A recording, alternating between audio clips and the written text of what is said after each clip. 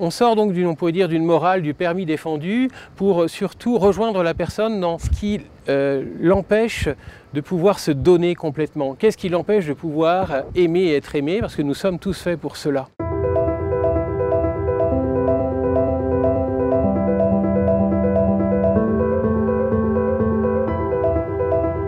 Nous avons parlé des blessures de l'âme qui pouvaient éventuellement être rencontrées au cours d'une existence et présentées sous le regard de Dieu pour qu'il vienne mettre de l'amour là où il manquait de l'amour avec une prière de consolation. C'est la première étape nécessaire. Dans un second temps, la personne, après avoir été rejointe dans la part victimale qui est la sienne, comprend, comme dit Christian de Chergé, dans un second temps, qu'elle a suffisamment vécu pour se savoir aussi complice du mal qui se fait dans ce monde. Et peut-être qu'il a pu lui arriver aussi de poser des choix qui peut-être encore aujourd'hui l'empêchent d'aimer, d'être aimé et de se donner. Et donc nous allons voir à partir de cela quelles sont les indications d'une prière de délivrance telles qu'elles sont proposées dans ce livre Protection, délivrance, guérison, mais sans non plus le séparer de ce beau et grand sacrement de réconciliation. Nous allons l'expliquer ensuite pourquoi. Et donc nous pouvons parfois poser des choix qui ne sont pas sans conséquences dans notre vie. Ce sont des actes que Saint Jean-Paul II appelle intrinsèquement mauvais et qui, lorsqu'on les pose, peuvent nous faire perdre l'automaîtrise et l'autopossession de nous-mêmes. Alors que la personne est automaîtrise, autopossession d'elle-même, lorsqu'elle pose ces actes, elle peut perdre cette automaîtrise et cette autopossession et avoir tendance à répéter l'acte. Voilà, je prends par exemple une personne qui serait par exemple infidèle à son épouse. Eh bien, le simple fait d'avoir posé cet acte, même une seule fois, peut, du fait de la mémoire du corps, avoir tendance à répéter cet acte. On le comprend facilement, mais ça peut être à différents niveaux. À chaque fois finalement que l'on pose un choix, ou que l'on pose un acte de haine, de mort ou de mensonge vis-à-vis de soi-même, des autres et de Dieu. Alors qu'on est fait, normalement comme personne, pour choisir l'amour, la vérité et la vie. C'est comme ça qu'on se donne complètement, mais nous pouvons poser des choix contraires malheureusement et aussi ces choix peuvent encore une fois nous désintégrer, en fait, nous faire perdre l'autopossession et l'automaîtrise de nous-mêmes. Par exemple, je peux poser un choix de haine vis-à-vis de mon père. Peut-être effectivement parce qu'il y avait à l'origine une blessure de l'âme, par exemple j'ai été battu par mon père, mais il n'y a pas de lien de cause à effet. Je peux très bien être battu par mon père et ne pas en vouloir à mon père. Mais je peux aussi en vouloir à mon père au point de couper la relation. Saint Jean-Paul II aussi est très précis sur personne et acte. Il faut poser un acte pour aussi acter cette décision. Et si je pose ce choix de haine, eh bien ou de rancune, j'aurai une difficulté relationnelle avec toute figure masculine et paternelle. Il y a aussi des choix de haine qui peuvent être posés vis-à-vis bien sûr de sa mère. Et donc il y aura des difficultés avec toute figure féminine ou maternelle ou vis-à-vis de son frère ou sa sœur. Et donc on aura des difficultés avec toute figure fraternelle, parce que ça fait nécessairement tache d'huile. Poser un choix de rancune vis-à-vis d'une personne ou de haine, eh bien, c'est haïr aussi l'ensemble de l'humanité. Et il peut y avoir aussi un choix de haine vis-à-vis de soi, de se rejeter soi-même. Et en se rejetant soi-même, c'est comme si on se coupait aussi les ailes et on s'empêchait aussi d'être pleinement soi-même. Il peut y avoir aussi des choix de haine ou de rancune vis-à-vis de Dieu. Dire, voilà, j'ai tellement souffert, Dieu, puisque c'est comme ça, je coupe la relation avec toi. Et du coup, se couper de la source de l'amour.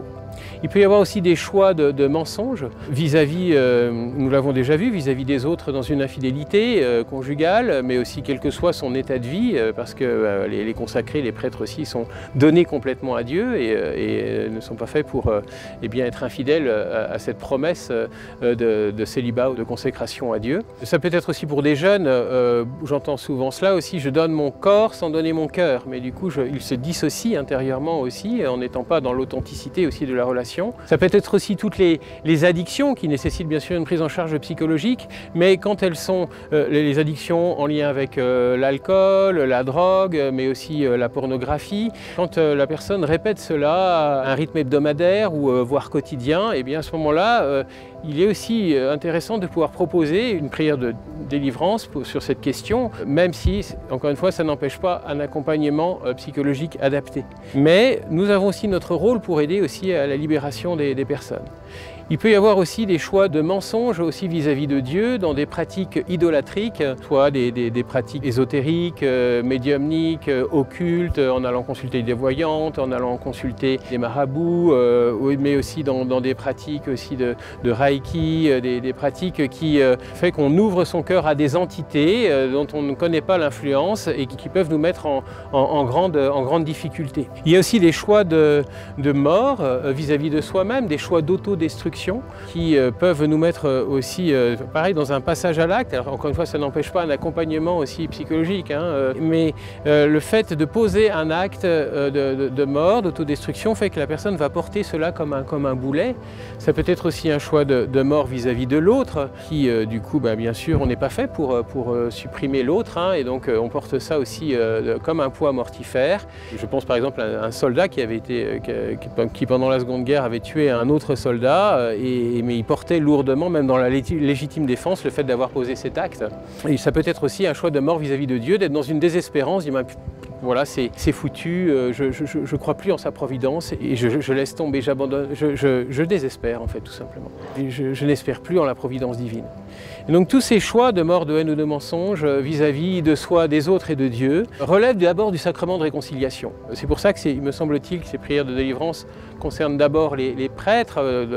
Ça peut être fait bien sûr par des laïcs, mais avec l'autorisation de leur ordinaire, de l'évêque. Mais comme c'est très en lien avec le sacrement de réconciliation, c'est important que ça puisse être déposé dans le sacrement de réconciliation, et quand la confession, et quand le prêtre dit « je te pardonne au nom de Dieu », en latin c'est « ego te absolvo », ça a trois significations, ça veut dire Dieu nous dit « je te pardonne, je te délivre, je te libère et je te rachète à grand prix ». Et donc ce pardon qui nous est donné nous libère aussi à chaque fois, nous délivre et nous redonne notre pureté d'enfant de Dieu, notre liberté d'enfant de Dieu. Et c'est de là que vient toute libération d'abord, du sacrement de réconciliation. Mais pour acter aussi le désir de la personne d'être libérée par Dieu, elle peut recevoir une prière de délivrance telle qu'elle est proposée dans cet ouvrage proposé par la Conférence des évêques de France, et qui permet de présenter au Seigneur ce dont on veut être spécifiquement libéré, et en posant des renoncements concrets, qui sont déjà une vie de prière, une vie aussi des sacrements, nous le verrons aussi dans la vidéo suivante, mais donc une vie de prière, une rencontre régulière du Christ dans le sacrement de l'Eucharistie, aussi le sacrement de réconciliation. Et donc cette fréquentation des sacrements va nous permettre aussi d'être à l'abri, nous le verrons aussi, mais aussi d'avoir cette vie de Dieu, cette grâce de Dieu qui se déploie au plus profond de notre cœur. Et puis aussi, je pose des renoncements concrets pour, avec la grâce de Dieu, avec l'aide de Dieu, ne plus retourner dans ces choix de mort, de haine ou de mensonge vis-à-vis de moi-même, des autres et de Dieu. Voilà. Par exemple, si j'ai coupé la relation et que cette relation n'est pas trop toxique, j'essaye de la rétablir. Si il y a des choix parfois de mort, d'autodestruction, je décide aussi de me tourner vers Dieu en disant avec toi Seigneur Jésus, je choisis la vie. Voilà. Nous verrons aussi des prières qui peuvent être utilisées aussi pour tenir dans le combat spirituel. Mais donc cette prière de délivrance permet aussi, on pourrait dire, de venir permettre au Seigneur de nous rejoindre là où nous en avons besoin, d'engager notre liberté, parce que rien ne se fait sans que la personne le veuille. Après, il s'agit de poser aussi des résolutions concrètes. Une fois la prière de délivrance faite, il y a une certaine persévérance, je tiens, dans ce combat spirituel. Il peut y avoir des réussites, il peut y avoir aussi des échecs, c'est pas grave, c'est le propre de la liberté humaine que de pouvoir aussi échouer, du moment qu'elle est engagée dans ce processus de libération avec la grâce de Dieu. Et cette prière de délivrance donc, est proposée dans un second temps, après la prière de consolation que nous avons vue dans la première vidéo, parce que là nous voyons plus, on pourrait dire, la part de responsabilité de la personne.